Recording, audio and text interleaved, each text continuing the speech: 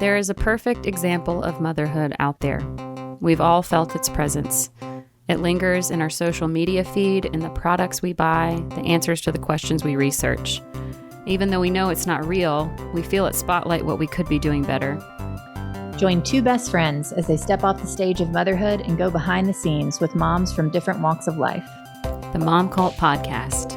Real moms, real talk, real tired. Check. Okay, everybody happy? I'm happy. Okay. Welcome to the Momcult Podcast Dadcult edition. with our husbands. Maybe this was a huge mistake. You be the judge. Wow, we also Hey, fellas. judge. Hi. How are you? Really good. I'm Welcome. super nervous. Welcome, Eric Massey and Jeremy Todd. I like seeing you guys seem nervous because we're here. Yeah, I'm not nervous at all. I was Yeah, just me kidding. neither. does she seem nervous? Do we look nervous? No, you guys look like really seasoned. Oh, I also well. will say, I've been on a podcast or two, and the that's a joke. The setup is super professional in here. You guys are doing Thank a really you. good job. This is like, I could say anything to you. I just feel I feel like I can be really honest in this space. That's our goal. We need, what are these called? Mic stands? Yeah, they're great. Everything They're really about this, short though. And They so are like really I short. specifically have to, and Jeremy will also Jeremy. You have look- to lean, hunch over. not a me. though. lot. Yeah. I feel pretty good. And Eric brought a fourth mic and it's like got a 7-foot stand underneath Very it. aggressive. Some would say 1.5 feet, 7 works. He looks like he's talking into a trophy. Hold on, I can pick it up and I can just kind of like mill around a little bit with it. We'll post it. We'll share a picture. Yes. Follow us at Momcult Podcast Yeah. to see a photo of this mic stand, which actually seems normal when I take the picture. 7 feet. I think it is nice though, Thank Give or you. take. All right. How was y'all's week? Eric, how was your week? Really good. Do I keep things allocated to like parenting things or, can I talk about like a situation I had at a Publix? Anything you want. Good week. I'm working a bunch right now in an isolated sense. I'm mixing a record. And so I'm doing that a bunch. And so I find myself mired in bouts with lacks of confidence, second guessing, because it's a lot of like the mixing process for me is the most vulnerable. So I've kind of been vulnerable. Is that because you're the most isolated during that process? Or it's because it's like 100% me who's doing it. Like Right, when you're there's, when you're responsible. making a record, you can literally have like 9 people. I can be like, I don't know, this is a guitar player. I don't know whose idea this But was. when somebody's like, to the mix, it's like you're going directly to me. So it's happened enough times in my life that just that process alone is vulnerable USA. You know what I mean? Yeah. So that, but also like at the same time, Parker is blowing my mind on a minute by minute basis, saying things like, actually, like this is kind of like not the thing, Mom. And it's like, you were just going, this is a crayon 5 months ago. Bad bug. Yeah. But yeah, I'm kind of having a standard week. I'm having a standard mixing a record week. Congratulations and Godspeed. Thank you. Jeremy? It's been a pretty normal week. Our oldest daughter is graduating 5th grade and finishing her school there. So seems intense, but it's also, there's so much going on between Penny and her and our jobs and this that it just feels like another crazy week in general. Yeah, it's very hard for us to find structure, consistent structure. There's always a trip or someone's out of school or a car breaks down or Or 3 break down in 1 week. or we lose 3 in 1 week. But yeah, so it's trying to take into account of all the things happening and then try not to get mired in it and going, all right, what can I do? And so it's like, all right, I'll just make sure that they're cool this week and we'll figure it out at some point in We'll time. see where we're at next week. Like, all right, cool. That sounds like something. But no, I think this summer, her going into like a totally different school. So like I've been vibing with Ava lately, so that's pretty fun. Yeah, definitely allocating resources. You've been more on Ava duty since Penny's been born, and I've been more on Penny duty. Yeah, I take her to school every morning and usually pick her up. So I like doing that. It's one of those forced things that like, I sometimes am tired from doing it, but if it took it away, I'd be like, wait, that's when I kind of get to one-on-one with her a little bit. Did she tell you stuff? Yeah. If I have to ask her, she'll get into like dad, and then she'll realize like, oh, I'm not doing a dad thing. I just want to know. And then she'll be like, oh, she'll come back to it on her own time. But we have to consistently tell her, hey, you don't have to interact with us like mom and dad you might see all the time. Just tell us what's up. Yeah, I don't want to, like, I'm tired from the 3 cars. I just need to know what's going on. You don't have to sugarcoat it. What do you need? I look forward to getting any information at all. So, yeah. Graduating 5th grade. Yeah. I have 2 images that constantly come up on my phone all the time. One of them is you in that pink plaid shirt on our couch holding Ava when she's like 6 months old. And then there's another one where I took looking down at her sitting up on the deck of Anna Flot's for her first birthday. Yeah. Oh, yeah. And I see those pictures all the time. So that is crazy. It's just like those, like when you say things like, geez, 5th grade, like that's crazy to me. And she's still so young because she's still only 10 and will only be 10 still going into 6th grade. Wow. I was young like that. For the first month or so. So it's like she still is, I think, perpetually stuck in when I'm a kid. And then I have friends around me trying not to be kids. Mm-hmm. But I just want to be a silly kid, I think, is what she wants. That's good. Yeah, that's a really good sign. I've felt myself all week. Like when Jenny said the other day, how she was like, oh, after my kids left, I cried like 18 years worth of grief. I feel myself suppressing it constantly. Me too. Like, there's going to be other transitions that are bigger. This one can just not count. Like, let's just not let it count. And it's just wild going back through. I was posting today about her first day at pre-K, and all those photos and videos are really close to what Penny is now. And I'm watching those and going, if I didn't have these, I really don't know how much I would remember of what she was like when she was that little. And that makes me sad. And then at the same time, I'm in those moments with Penny going, I'm also not going to remember what this feels like the way I do right now. And just the concept of time and parenthood in general and being like, man, this is just so constantly brutal. Mm-hmm. It's interesting for me. And sorry, were you going to say something? Mm-mm.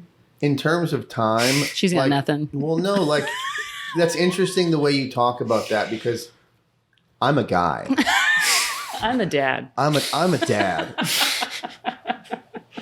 In the first 3 years, I was waiting to get to 3 years. God, yeah. Like, like for me, like right from the jump, and I don't want to speak for you, Sarah was like, maintain the curly hair. Like these are the moments. Don't change. Everything that changes is bad. In the first 3 years, sorry. That's I just say things like not bad.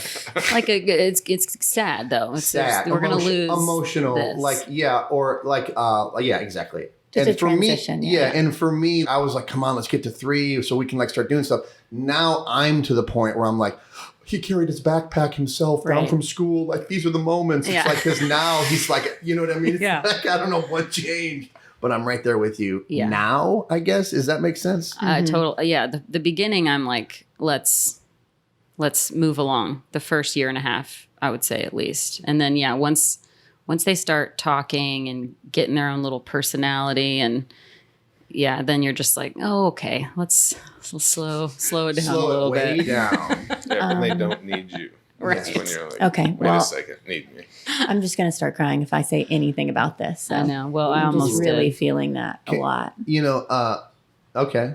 Do we dig into that a little? I would personally, I would like that. But we also haven't just, how's your week? Or what do you want to add? Oh, yeah. You want to hold my hand while you're talking? Nope. Well, maybe. Yeah, here you go. This is Nope. like a new... We can all hold hands. Yeah. I'm not. Yeah, that takes the I'm tears not. right That's away, right that you actually. did. Yeah. Now I'm just in a sweaty palm, uncomfortable. Kind of clammy, yeah. Yeah, I am sweaty. Parker's going to turn 4. He's going to turn. I can't. He's going to turn 4. It's literally me. can't talk. Me and Do Sarah it. Are the same humans. Okay. I can't. Just go on without me. You know, if you want to, like, Well, I'm already basically crying anyway, I so know now you well have enough. to finish If your you sentence. I know you well enough. I think You'll so. get- Parker's about to turn 4. Go next. You'll say that part for you. That does help. I don't know why. Okay. And we're going to do his 4th birth. This is his first birthday we're going to do in town. He always celebrates out of town, with like going on a trip on his birthday always. And not to brag.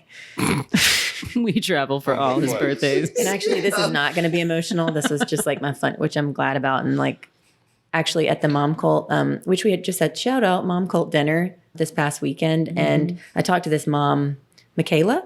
I knew her name. I'm sorry, I know your name. And she talked about vulnerability and like how she liked it in the podcast, and then I'm like squashing it. But listen, it's just painful. I can't do that all the time. I feel too much. I'm trying not to overdo it, but this is the one that he's doing in town. I feel like next year I'll be like, no gifts, tone it down a little bit, maybe do it somewhere else. But I'm having to keep pumping the brakes on like, okay, we're going to do a bounce house. And should we get that snowball truck to come? Tatum's like, you need to chill out. Just so anybody is, I just slow looked at Jeremy. I went. Took me about 5 seconds to go from looking at Sarah to looking at Jeremy. Right around the time snow globe truck or something hit. I mean, I'm the bad one though. I'm the spoiler. Yeah, he's. Yeah. So So you I'm don't on need your to look team. at You him. need to look at me. Yeah. Yeah. Doesn't he already have a pair of Yeah, pants? exactly. I'll be like, oh, we need to run over here and do this. He's like, should we go to the mall today? I'm like, and just come home with $300 less dollars. He literally I don't has know. 3 shirts already. I'm like, Yeah, I've got to. They don't. He keeps wanting to buy Ava like nice Nike shoes. I'm like, Yes. they're going to get destroyed. It's the She worst. does Just not one know how to nice thing take a care of season. these. Yeah. Yeah. Yeah, no. And I will say that we temper each other well, though. You know, I don't want to divulge too much. This isn't marriage cult. I feel like it's got to go in that direction at some point. Yeah, I think we balance each other well, because I literally can be like, didn't you buy cheese last week? And she'll be like a bit like, But not that kind. yeah, or she'll be like, should we get a cheese guy to live with us? You know what I mean? And we end up with just getting some nice cheese, which is great. I can live there. Some nice middle ground. Yeah, is that a brie? Love this. Delicious. All right, now How we was can your week? and start again. I went. I was just the feeling. I can feel myself squashing any emotional response I'm having to her being done with school. Eric, did you always want kids? I mean, I guess I didn't. You said you did. No. I'm trying to be honest with it. I'm like saying, like, I'm just trying to remember, like, when I actually started thinking, like, yeah, I would actually want to be a dad. Mm-hmm. Like in my mid-20s, and now I thought about. Tell the truth. Yeah. What did you think about? No, I mean, I just was like an idiot musician kid living in the mountains in Colorado, just hanging out with a little kind of thing. You know what I mean? So no, I wasn't thinking about it then, but I think, like, as I realized that I would just be, you know, people would write books about my dadhood. You know what I mean? I figured, you know, I can do this. No, I never thought that. I've always thought that I would like to have kids, but I never really thought about it consciously until I met Sarah, to be honest with you. Like, you know, for whatever shortcomings Sarah may or may not have in her life, she is like, her superpower is being a mom. And I thought that I saw that way before we got married even. Mm-hmm. It was like one of the things that wanted me to be married to her, which I was like, somebody that could just handle the kids. Right. Yeah. I don't have to do anything. No, just that she would be like, and even like the moment she got pregnant, it was like, so these vitamins and obviously this, you know that, right? And it was like, I don't know what's happening. I'm reading one book about being a dad, and it's basically like, give yourself time. Settle into the emotions. And Sarah's like, what do you think about these 7 things? And it's like, I've never heard of any of them. So I was like, this is great. Yeah. This is great. So, you know, I really started thinking about it as a thing that could be a reality when we started dating and that kind of thing, you know. So yeah, that.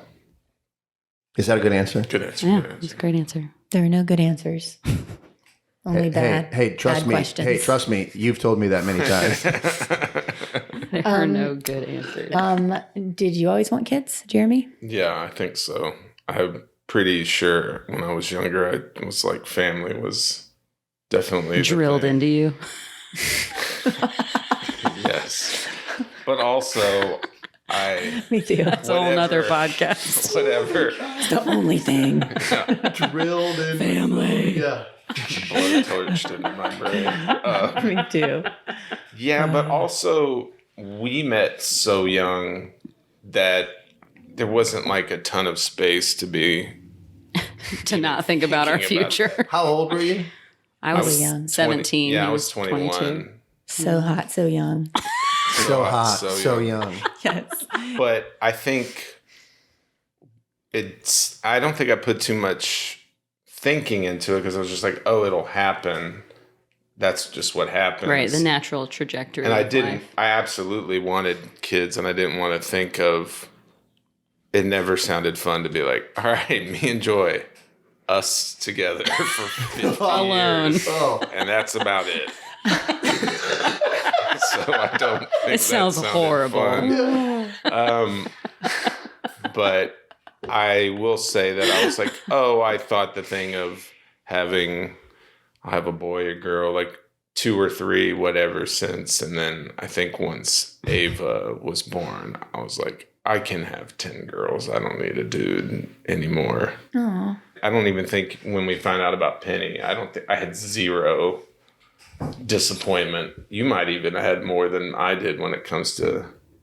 Well, we had the name Penny picked out before we found out the gender, and I feel like that kind of swayed all of us because it became more tangible, the idea of having a little girl named Penny. but And- you would have had a boy named Penny too? yeah, absolutely. Sick. That's interesting. That is Oh. such a good name. That's a I'm saying. joke. I love it. I was like, But yeah, so definitely what has impacted me from my family situation growing up and going, oh, I'm going to really care about my nuclear family, my family inside. But the changes, obviously, that it affected me, that I go, oh, I could feel like I want to take it this way or a different way. But then at the end of the day going, I'm going to take this pretty seriously. And I think in my own happiness, knowing, oh, if it feels like everyone at home is taken care of, then everything outside of that kind of can branch out and be happy about. But no, I've always wanted them. Yeah, that kind of segues into my next question, which is also for both of you, but I'll direct it towards Eric first because I don't know his answer. Mm-hmm. What are some things that you grew up with that you knew you wanted to instill into your family, and what are some things that you were like, we're done with that, and I'm going to do that part different?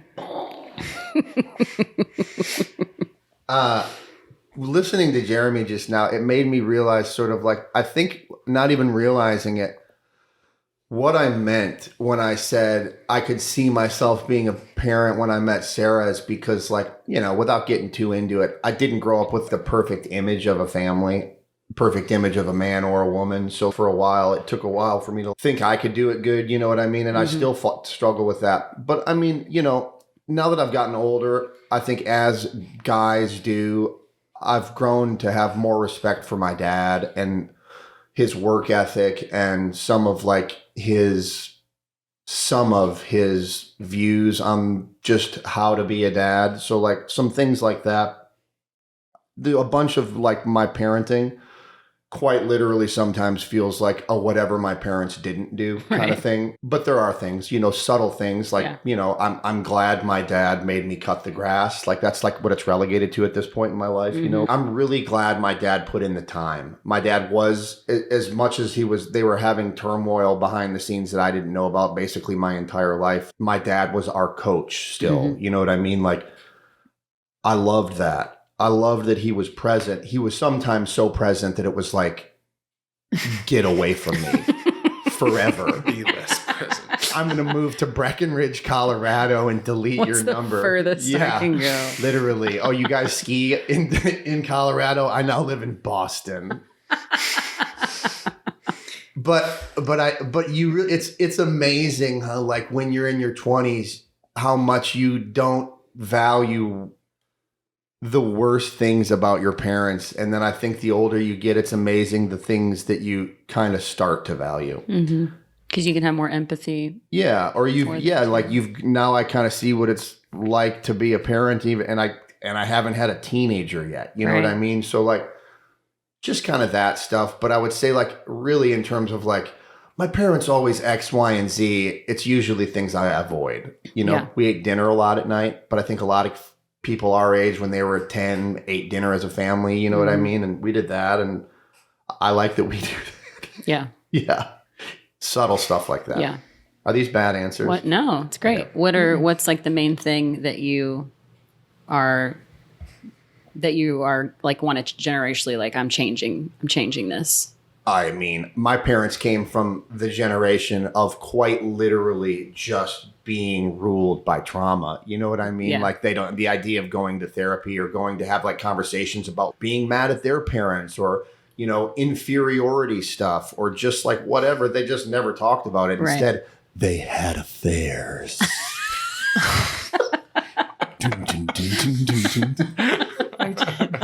Sorry, it's just this hilarious. So anyway, next week on Dadcult, Really blowing the lid off it. Well, I mean, like, it's just like I do the same thing. Yeah, I'm pretty honest about that stuff because I feel like I'm removed enough from it, and, like, you know, we go to therapy and stuff. It's not like I'm saying 4-letter words over and over to myself. These are like pretty vacated room vacated room. We're lived in. These are lived in rooms. Do you know what I mean? Yeah. So, but yeah.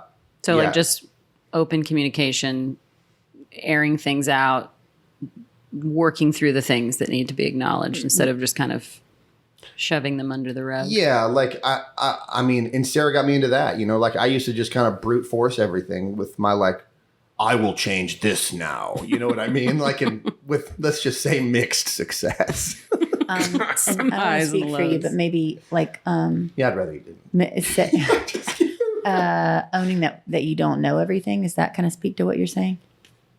Right? I'm saying that I think that's how I view it. Is like, right. They seem to have an answer for everything, even if the answer was, don't ask that question. Like, or just don't dig into it. It's what you're saying. I'm just putting it in a different phrase. I thought. Oh, the thing they didn't do. Yes. Right. Yes, absolutely that. 100%. Literally that.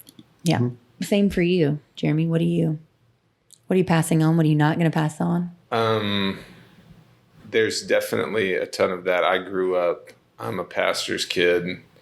And so I grew up in, like, a church where my dad and mom were youth pastors, but then also my mom ran the daycare there too. So I was constantly around that. And yeah, you definitely learn a structure that's based on, I think back then was like, how are we all surviving? So I'm going to categorize, just do this because I say so, like the authority part of it.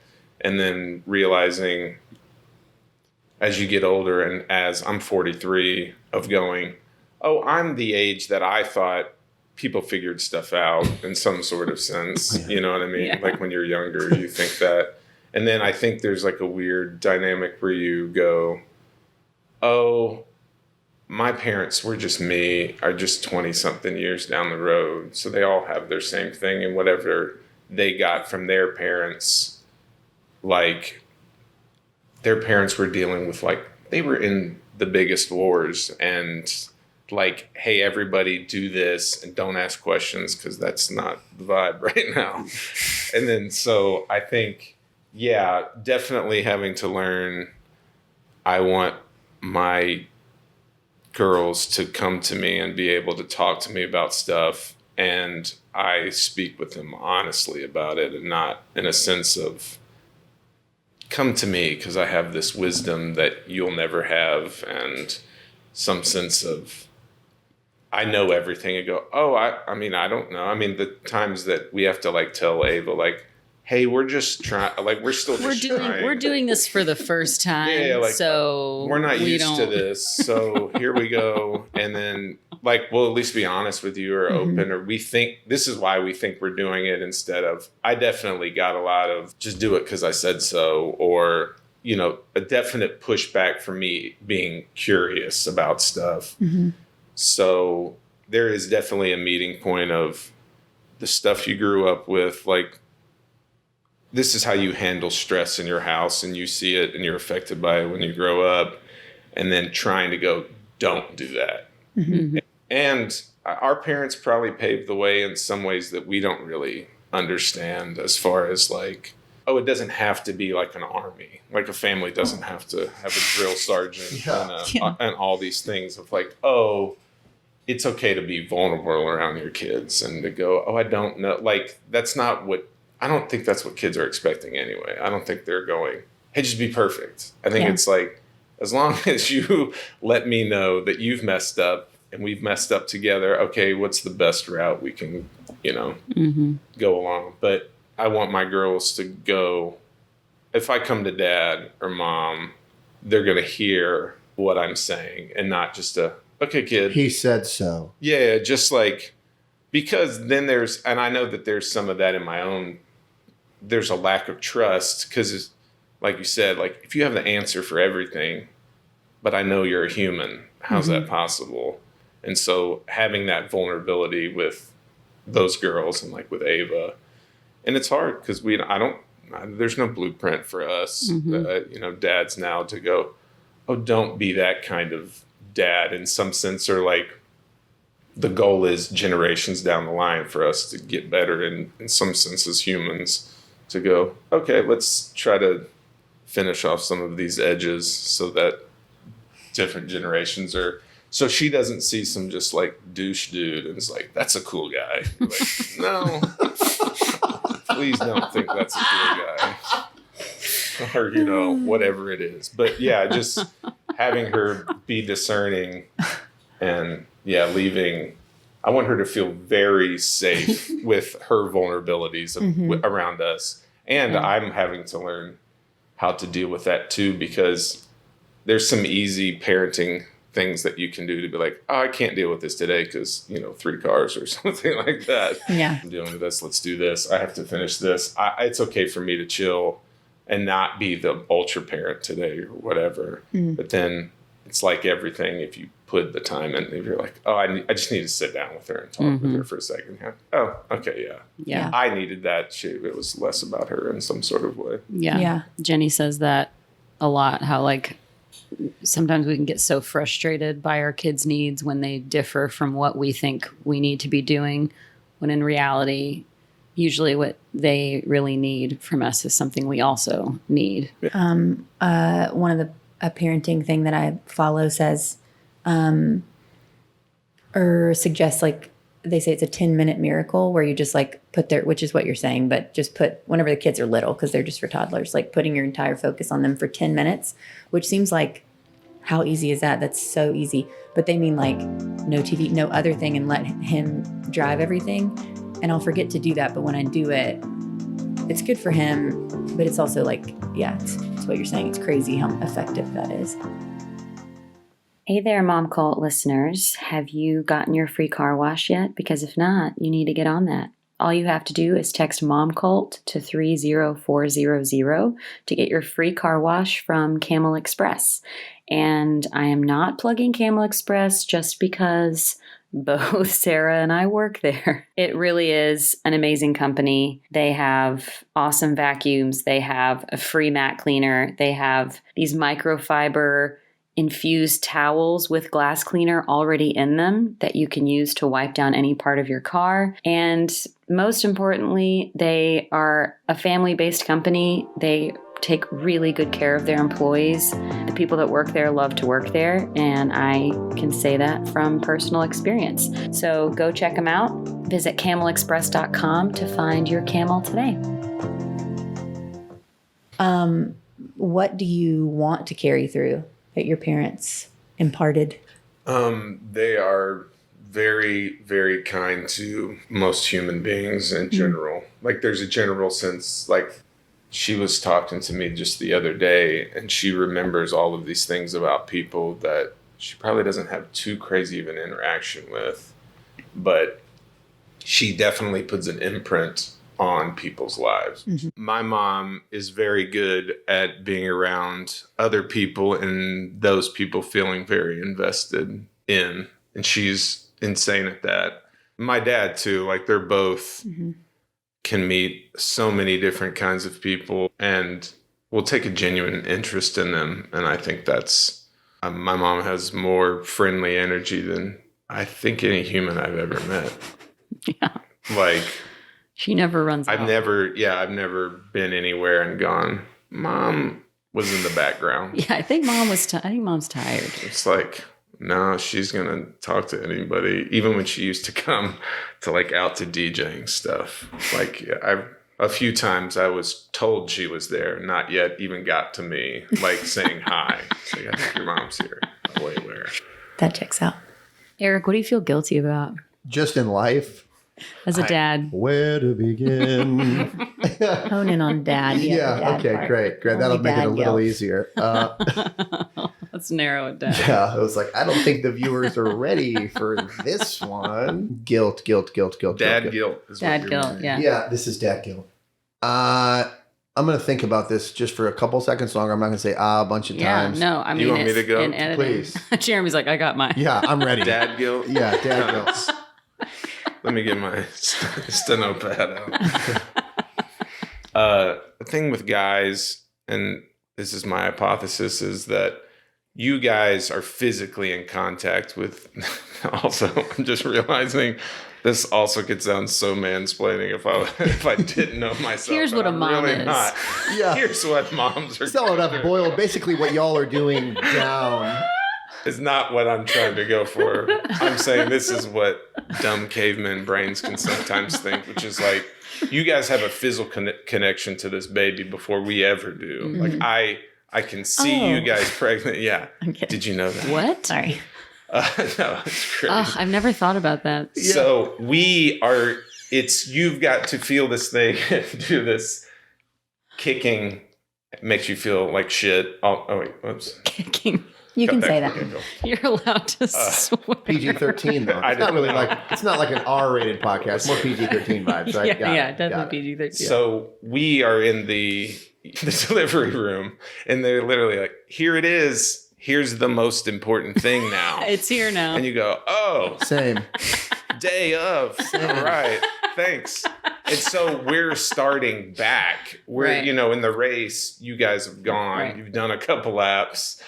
And we're going, I got to catch up because I think there's a lot of, I got to protect you.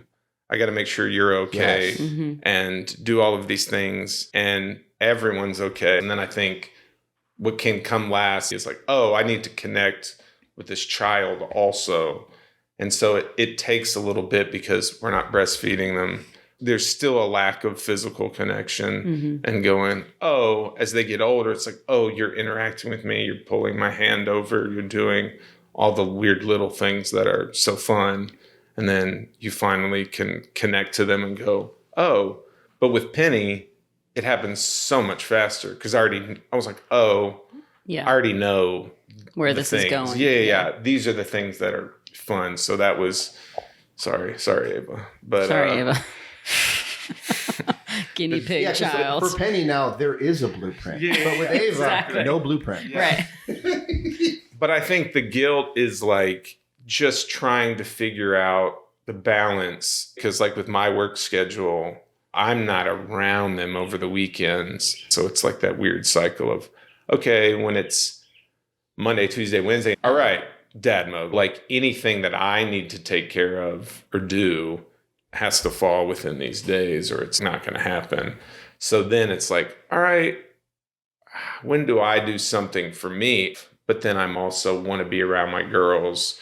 I think my guilt is like being at the house and going, oh, am I going to take time to work on music or play a video game or do something that's like head spaced out while I know We're upstairs. Penny's upstairs right. or something? Yeah. Mm. Because then it's like, choosing. Yeah, because then I can still, there'll be the competitiveness of like, I still want to be like the best dad and going, what does that look like? The balance of taking care of myself so I'm not frustrated with them or irritable or something.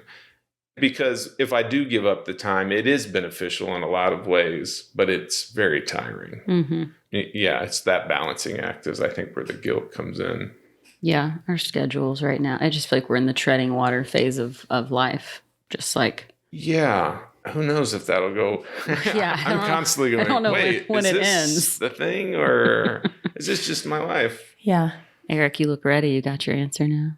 No, I just like, first of all, I similar things with you because my studio is here. So like just working and knowing they're inside like making cookies, and it's not like that's what they do. I'm saying he's back from school and Sarah's done working for the day and they're inside making cookies and I'm literally working and I'm even regretful of that. You know what I mean? Like, so I sympathize with that. And the other thing that you said, Jeremy, that I really like, the 9 months of Sarah being pregnant with Parker, it was all about making sure Sarah was okay, being attentive, making sure like, just literally, I kept thinking like, keep the vibes cool, man. And then even in the delivery room, it was still all, you know, grabbing her hand, looking her in the eyes, helping her through it.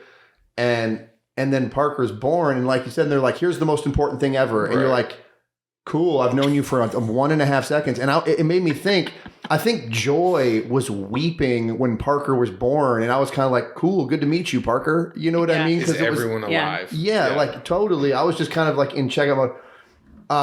Okay, this is like, I have to preface, there's a lot of things, but I do want to share one thing I am really feel guilty or regretful about. I think about it constantly. Parker was born at what time? 5 p.m.? Mm-hmm.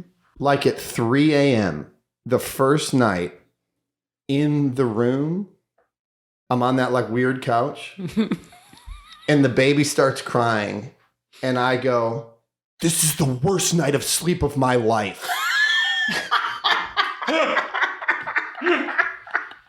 Literally, I think about it all the time. It's like,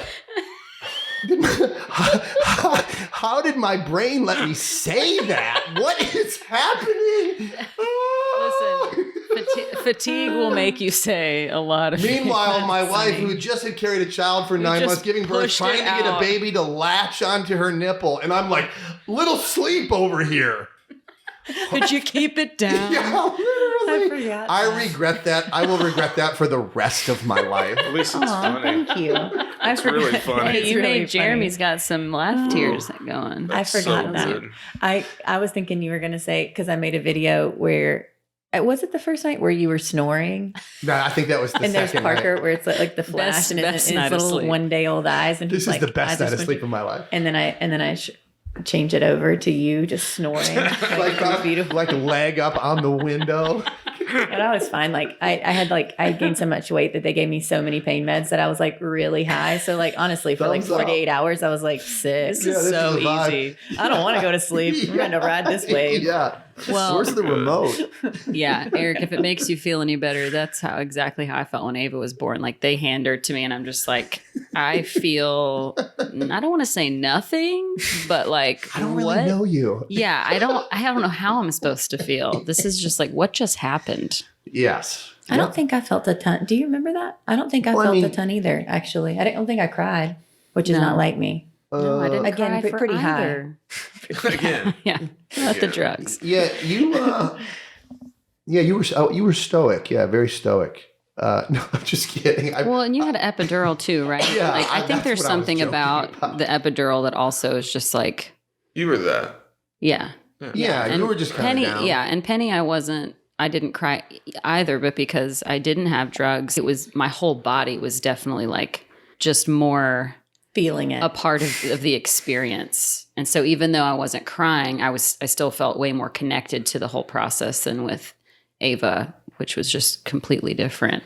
How would you describe the difference between their two births as far as watching me hospital drugs versus like more midwife? Well, like situation. in the grand scheme of things, Ava's felt so huge and monumental because you were running late with Ava, right? It's our I first. was 10 days late, yeah. And then so I'm, just thinking about what's happening with you.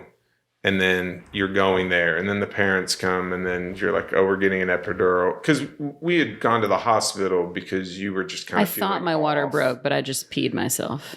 And they were like, well, she's not moving. Might as well here. Yeah, they were like, you're here, you're 10 days late. She's going. not moving around as much as we would like. So they monitored me overnight. Where with Penny, when you were like, I'm going to give it the shot at going natural. And then what's the name of the place in the old Outback Steakhouse? It's basically where Penny was born. Baby and Company. The old Bloomin' Onions were From being crafted. Which, by the way, we just had Postmated, and Eric was like, what the hell is happening? And it was pretty good. Sorry, there was go something on. bad about like a steamed bloomin' onion. It was like, not crispy anymore. Listen, they could be Sarah a just sponsor gave like someday. the shoulder shrug emoji. Like, it's still pretty good. Hey. But we didn't. I'm still a little in Traumatized? awe. No, it's not even traumatized, but like we kind of talked about it, like going into her having a natural birth. There was never a practice or a class. I took a class like by myself on the computer. Whoa. No, but it wasn't. I don't even think there were other. No, and like, it was like it was over Zoom. Right. It was during COVID, so it was just like a. And I don't even remember video. Yeah, stressing about it, but that could have been COVID related, whatever. And then we got there, and it happened so fast, and then it was just like. You ever seen like football videos where they're practicing and there's like a sled that lineman push and you gotta, that's how I felt I was doing for however many hours, was just pushing on your back while you made insane noises, which obviously should be made when that's happening. And maybe y'all have covered it is in hindsight, like, do you feel like, yes, I am so proud I did that? Or are you like, why did I do that? Oh no, of course. Yeah, I think. No, sorry. That's why. I mean, that's. Of course, she's proud. Shut up, Eric. Don't talk to my wife like that. Proud. Let me preface that. I'm proud. I mean, that was a big reason I wanted to do it, was to feel like I could check that box of like just something I've done, like as if anything anybody would be on a bucket list of doing. But I do remember directly afterwards saying, I will never do that again. Yeah. I can say I did it. I know what that version of me looks like now. I'm good. It helped that Penny was horrible for 5.5 months, basically. Yeah. She didn't sleep longer than like 90 minutes straight for like 5.5 months. Like, not a joke. It was just like, you be the zombie for the next hour and a half. And then while our back is like shredded from holding that baby constantly. It seems like after you get through that like stage of the 2 hour sleeping, the 2 hour feeding, everything like that, being a parent is like subtle, like benchmarks of re-waking up back to your life. And like, and it's like, and there's new ones. There's like, now that he's able to do this, it's like my eyes open up to calling friends again. Yeah. And it's like, and then he's able to do this, and it's like, oh, now we can do these. Like, I can leave him with X age babysitter now. But for sure, like the whole COVID plus new child thing, holy cow, there was just a period of those beginnings where it was like, there's no other people on this planet. Now you're just living in a bubble. Literally, there's no other people on this planet. Because you're going, I need to sleep. Yes. That's it. And granted, it's so hard to even have these conversations because I'm like, it was so hard for her. And I was trying to support, like, you know, really a lot. But I mean, you know, what y'all do is really great. And, you know, this is Dadcult. Yeah, I was going to say. Us at Dadcult want to just say thank you. You guys definitely had it worse than us. Much worse than us. 1,000%. It is so hard, though, to navigate those conversations, or not even conversations, just general comments within a marriage after a kid is born, because it's all, I mean, I think I'm fine now, but I feel like for years, if you talked about being tired at all, I could not hear you say that without internalizing it and being like, I'm fucking tired too. Almost like, oh, you need to make those comments to other people. Like, there's something so triggering about it, even though we are allowed to both be tired. I feel like the concept around being tired with a new baby is such a sensitive one. Only one of us It's so can say annoying. it. Just hearing you say that you say that was very healing for me. Can I say Oh, affirming? Affirming. It makes me feel a little But less. she hated me. No, I felt that from Sarah, and now I like understand it more. Like I'd have a really long day, and I'd be like, I'm really timed out and hanging out. I'm really ready to hang out with you guys. Did you say tready? I did say tready. I meant ready, of course. Stupid. Well, again, second time around, I was able to navigate all of that a little better and be more aware of like, oh, you're responding this way. What he's saying has absolutely nothing to do with you being tired. It's just that he's a separate person with a separate schedule and he is also tired. But even though I know the logic behind it, it's like It's hard to separate anything. Though, it's really hard. 'cause Yeah. You're both. It's just the closest person to you. Yeah. The constant, we're on the same team. We're on the same team. We're doing this together. We're doing this together. And I'm pretty sure it's just because we're tired. Yeah. Like, I don't think that's happening with like 9 We're on the same hours team. sleep. We're on the same team. Right. I can hear you. Yeah. It's like if we both just had someone over here, we could take a 3-hour nap and then to talk about this. It'd be probably a different outcome. Yep. Hey, Momcult listeners. It's me again. What are you doing for dinner? Are you tired of that question? People asking, what's for dinner? What are we doing for dinner? Well, we have your answer, and it's Mr. Aaron's Goods. It is local. It's family owned and operated. It's good people. It's good food. And for a limited time, Momcult listeners, that's you, can get 20% off their entire purchase. It's already reasonably priced to begin with. Just use code MOMCULT at checkout at MrAaronsGoods.com. That's MRAARONS goods.com. They offer pickup Monday through Friday at TKO in East Nashville and free delivery in East Nashville on Saturdays. Go check them out. Speaking of COVID and like being isolated in that time period, did you like consciously have a need to connect with other dads or like have friends that are dads or Can I ask one question? Yeah. What's the difference? A year, like how much before? 6 months before he was born? Or wait, yeah, he was born in June and then it started in March. But I started hearing about it in December, so it felt So like he was for like me, it about 8 started in months old. December. Yeah, he was still pretty not mobile though. It was like we were still pretty much in the like put him in a Yeah. rocker. He's about a year and a half older than Penny, almost.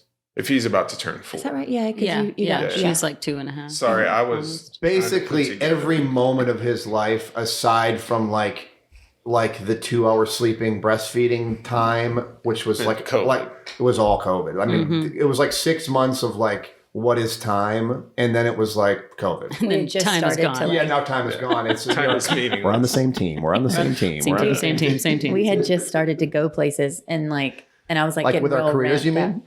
up. I was getting really, Really starting to thrive. I was getting really ramped up with like going out for visits, and then that got squashed really quickly. But Oh, yeah. I was already wearing masks and stuff for 3 months. But like, I said that to somebody the other day, the mask thing. yeah, until we literally rolled right into wearing COVID masks. Yeah. Didn't you already have like a back stock of masks because Like one box left or whatever. Mhm. But I heard about it heard something like what was coming on a podcast like in December, and I told you about it.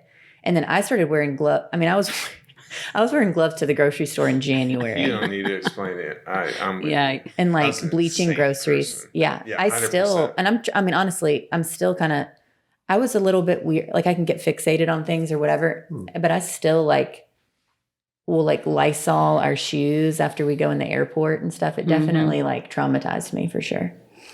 I've got our final topic before we end, which is, do you guys desire relationships with other dads? Do you feel like that's something that's attainable? Why do you feel like that's hard to attain? Do you think that's something that will change? Well, for me, like I have some friends that are already my good friends that are dads that have kind of kids in different age brackets. my friend Dave has like a daughter that's 9 or something like that, you know, like, but it's like, it's interesting. Like I don't really feel a draw to be friends with dads, but I find myself being super down to hang out with the dads of his friends, Parker's friends. You know what I mean? Right. So like the acquaintance by osmosis is like fine with me. And then I like, you know, my friend Nick has a daughter. So like I have friends that are like their dads and we talk about that stuff, but I guess I don't like, I've never like sought it out. It's, I guess I'm indifferent. Like I'm not, like you don't feel feel like a need to be like, I wish there was another dad I could vent to about X, Y, or Z, or would that just be your regular? To be honest friends? with you, and this is like going to sound like a bit corny, like just because of like personality clashes, as volatile as sometimes Sarah and I's communication can be, we really do sounding board parent stuff off each other on a regular basis. So like I really am like satiated in like getting to vent because really early on we kind of like tried to do the united front thing. And granted, you know, like Sarah knows, at least at this stage, knows so much more about what we're doing. I really do lean on her, but I get to vent to her like, hey, he was giving me trouble with this or whatever. Like, and she'll be like, this is what I've been doing that works for that and stuff. We haven't got, and I may get to a place where I regret that I don't have like a network of dads when Parker's 12 and I like, you know, whatever, he gets in a fist fight in 6th grade or something and I have to like figure it out. And he's like, you don't know. And I'm like, I don't know. You're right. And I'm like, I don't know who to talk to. Joey was right. To be honest, that's why Jeremy and I started this podcast. You know? That's why we're starting our new podcast. I think that's basically it. That's sort of like, Sarah is your dad friend. Yeah, Sarah's my dad friend. I have friends that are dads. Can't be everything. Yeah, do you like that? Do you like that role? That's what this is about, actually. Yeah, I this have is lots not of going friends anywhere. that This are is dads, just but Sarah is my dad friend. I think that's right. What about you?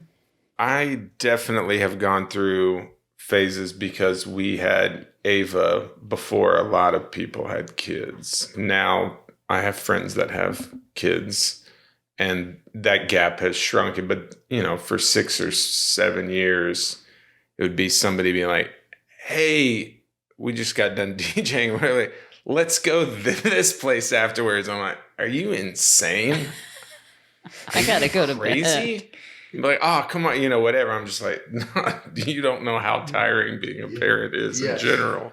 Yeah. But I've wanted that. I like having the thought of the dad stuff. Is wife's phone's going off.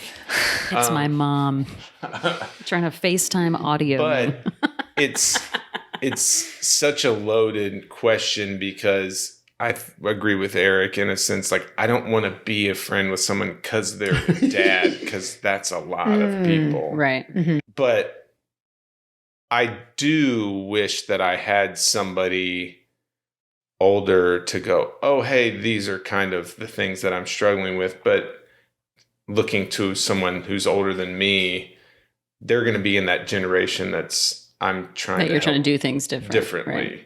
Which is just some sense of, I'm going to get a lot more out of this relationship with my girls if I just am honest and human with them.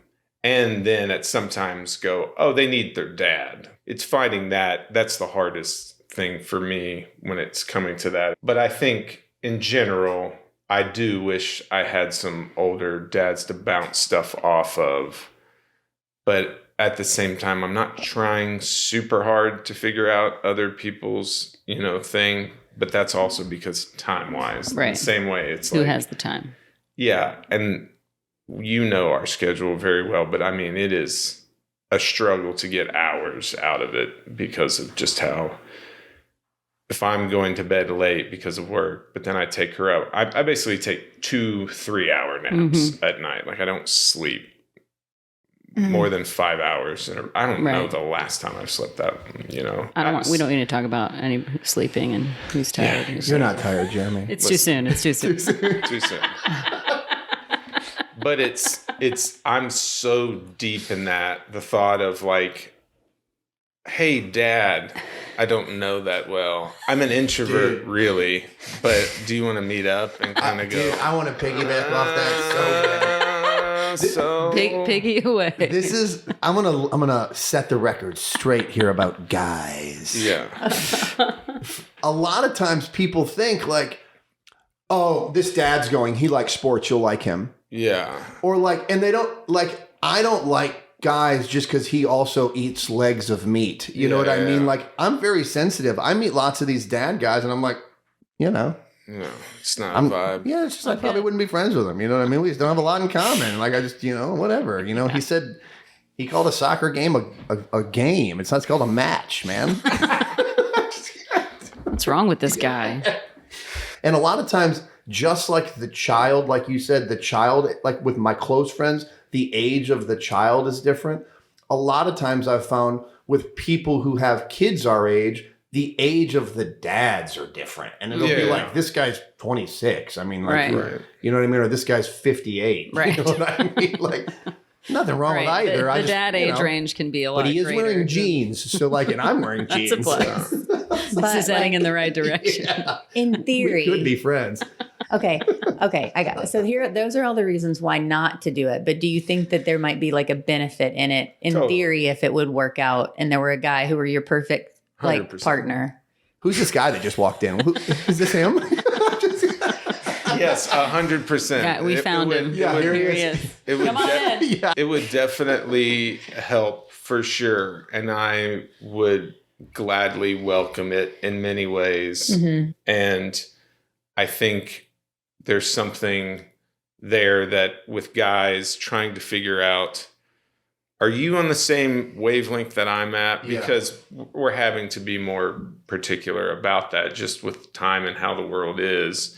But yeah, I would love that, but I'm not gonna like, or maybe I will. Like, I'm not finding a dad at Rosemary. Shout out Rosemary. But like, I'm not finding Rosemary, someone's like, not for dude, dad. Yeah, me coming home and going, No, I met a dad friend. yeah, babe, Don't talk about you're not being a gonna dad believe here. this. Yeah. But You're not while I was tired. playing Daft Punk tonight, I met this dude, great dad, and Yeah. I got so much advice. We're playing from him. pickleball tomorrow. He's such a good dad that he was at Rosemary at 150 when Yeah. it was dying down and we could have a conversation. but then he was like, I got to go, man, because I got a kid. yeah. I totally And was get like, that. This guy gets it. Yeah, I gotta yeah. go too. Friendships But- are born. Yeah.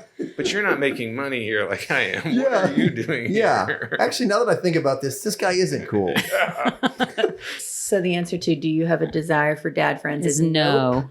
Nope. I think open to, like, curious. I would say that I'm open and curious. I think what I picture is like just having a group of families that we see and we all like the kids run around and the house is loud and the adults are talking, but not necessarily about the kids, but just a community that I feel like my kid is growing up with these other kids and I'm parenting with these other parents. And just the way that life is, it's just feels so impossible to find those people that even have a schedule where we all can have this dinner at this time at this person's house. And like, why does that feel so impossible to attain? But that's Meanwhile, we've all got the that dream I one have. friend that'll be like, hey, hitting the bar in 15 minutes. Can you meet me? And it's like, Yeah. what? I'm doing I know. stuff. Well, yeah. You're not my friend anymore. I don't want to leave it on no. I don't want dad friends. I thought our answers had a little more nuance, but I would say I'm curious. Yeah. Okay. I agree with you. I think more families. Yeah. I don't have Yeah, a real, not like you getting coffee with a because dad. honestly, if it's if it's bad, there's Nick or Eric. I could absolutely. Right. So it's not that aspect of it. It's the What feels like you natural. said. You want families, but that's a whole nother thing we're dealing with as our generation is. Yeah, there's not the Friday, Saturday, Sunday like it used to be. That sounds fun though. I like that. Yeah. Family thing. Yes, is the answer. Both me and Well, Eric.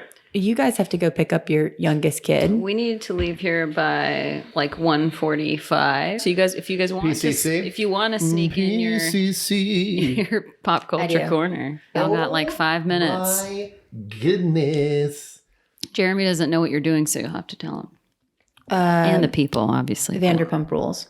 But this specifically, this last season, and the story centered around something, or Scandival, they called it. But are you aware of this at all? I saw a I've seen it on meme. some TikToks. I saw a meme by a guy that said, "Everything I know about this man, I've been forced to learn," and it was just a picture of Tom Sandoval. I don't know who that is. Okay, well, are you doing my timer? Mm-hmm. Okay, no one talked during my like download of it. You know this. You know the rules. No, Okay. I do. No. Yeah, I'm ready to say. I'm just gonna only wait for me. you to say something to Only me. me talk. You're saying I with give you. no. All I right, thought ready? we were doing it together. We don't. You don't talk. And for the first minute, while I explain what Vanderpump Rules is and what we're going to talk All right, about. you want me to start? You're saying. Go. Okay. There's a character on Real Housewives of Beverly Hills named Lisa Vanderpump, and she has a restaurant called, she had a couple, but Sexy Unique Restaurant, Sir.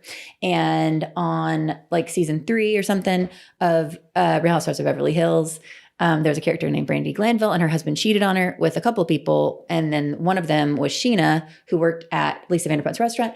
And Sheena, then that they like segued or launched the show Vanderpump Rules from like out of Beverly Hills. And then there was a character on Vanderpump Rules named Tom Sandoval. He was dating a girl named Kristen, who was crazy but fun. And he cheated on Kristen with Ariana.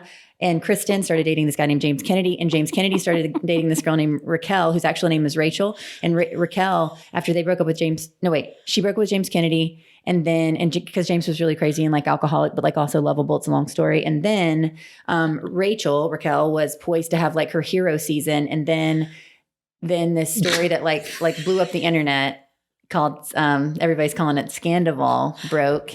And I like found out about it because I've been like burnt out on Vanderpump Rules. I've got 15 seconds left. And I started watching it. And then I was like, holy shit. Like if you love reality TV, like this is the pinnacle. And then Eric has watched it with me, and that's what we're going to talk about. Did you did 1 you second to spare. divulge what the thing was, or was that what we're going to talk It's about? Scandival. Yeah. So Sandoval had like set himself up as like the nice guy, and he was always dating Ariana, and they were really beloved. And there had been like rumors about them cheating on each other, which by the way have turned out to now to be true, but not just with Raquel, but apparently with like other people. So Raquel, so it's like this guy that you know for like 9 seasons, who's like the good guy. And Did you say 9 seasons? yeah, I think set 9 or maybe 8 or 9. I'm sure I'm getting it wrong, but Holy cow. I mean, you need to see it. But I will get a lot of times you say stuff like that. I'm like, with the reality Bravo universe, this is off the rails. yeah, they're just it's crazy people. I mean, you know what, like restaurant culture is like, or like service industry culture. And it's like, the worst of the worst, but also actors. That show's based on a restaurant? Mhm. Yeah, they're all like literally work in the restaurant. Like some of them, they started bringing them on as like actors later in the show, but they were like literally people at the restaurant. And Lisa Vanderpump is super smart, so she goes, "We need to make a show about this restaurant." But let's get into the meat Sounds of like this. a gold Okay, yeah. rush. Scandival. Some of the funniest things that I gleaned from it is I don't just think we said though that Raquel had an affair with Sandoval, but nobody knew, and then it like breaks. So this is what I should have done. Maybe but you had to know the background. Lala picked up on it before anybody else. Okay, wait. But she was a bit traumatic because she was cheated on by. You're just really jumping in. Okay. But so It's that nobody knew. brain, So then, you know what I mean? Okay, nobody knew that this was going on, and then so while they're filming the show, Raquel and Tom Sandoval banged at Sheena, actually, to take it back, Sheena's wedding, and nobody knew that. And then don't say anything because like my ADD is like too much. They wait. So Raquel and Tom banged. Nobody knew. And then Ariana found out after filming was over. This was literally 3 months ago, like in real time. Mhm. And then let's see, they started. Okay, so Ariana found out, and then they picked up the cameras and started filming the show again. So they filmed like their actual, like it seems like, I mean, I've listened to like so many things about it. It seems like they literally like waited to have the conversation about it after she found out until the cameras were there, which is gross. But like that's why the show is so crazy That's and gross TV to for watch. you. Yeah. Right. Okay. Now you can go on. You have 2 minutes. It feels like, in a lot of ways, it was interesting for me because that stuff is all so fake. It's all so fake. And it's very clear that this was not fake. And it was like, and it felt like Tom, who I think we can all agree is a piece of shit, had some genuine gripes with his partner wife that maybe other people shared. And then he proceeded to make the wrong decision consecutively for like 6 straight months. And then it gets found out and he just starts saying Doubling the down. only wrong thing you can say. You're like, what and is it's happening? just like, and it's like, it's not, now it's not just like, who cares? It's just like an internet dude that everybody hates. No, it's like, his bar is gonna, because he parlayed it into owning his own bar in LA, and that's gonna probably like go out of business. And like, I People mean, are it is like boycotting him now? having mammoth ramifications across that entire thing. And the entire show up until this point is about people cheating on each other. Every episode is literally, oh, they cheated on each other, cheated on each other, cheated on each other, cheated on each other, cheated on each other. This guy, though, who had quite literally built himself up onto a pedestal of being Mr. Good Guy, turned out to be Tiger Woods. And also, you get to watch them lie, like they lie in their talking head, like their It's for all those new dad friends out there. You get to watch them like talk, like lie over and over and over and over and over in their interviews. And then also the editors like went back. It seems like, we don't know this for sure, but it seems like it edited in like their, like Raquel and Tom looking at each other in certain situations and like all these different things. They didn't even have to do that. Just that scene before the season finale when Raquel and Ariana are talking and Raquel just goes, so like you do want to stay with him though, right? Or like a sexual relationship are you guys really sexual important. Though? And it's like, this is actually good reality TV. I was like waiting forward for Thursdays. This Thursday, the reunion starts. Sign me up. So if a dad comes up to you and he's like, hey, that reunion. I'm gonna say, and then I glanced over and he's also wearing jeans. I'm gonna be like, okay, this is the I found him. I found him. And then I'm gonna be like, oh God, it's Sarah. God damn it, it's Sarah again. Okay, thank you guys so much for doing this. Thank you. I love you. I love you too. Not the same way that I love this one, but you guys are amazing dads. And thank you for all that you do for us and our children. Sure. And hopefully you'll find some friends someday. Love you. Thanks. That's what I was waiting for. I felt like you were. Love you. All right. I love you. I love you. I love you. Bye, everybody. Bye. Thanks for listening.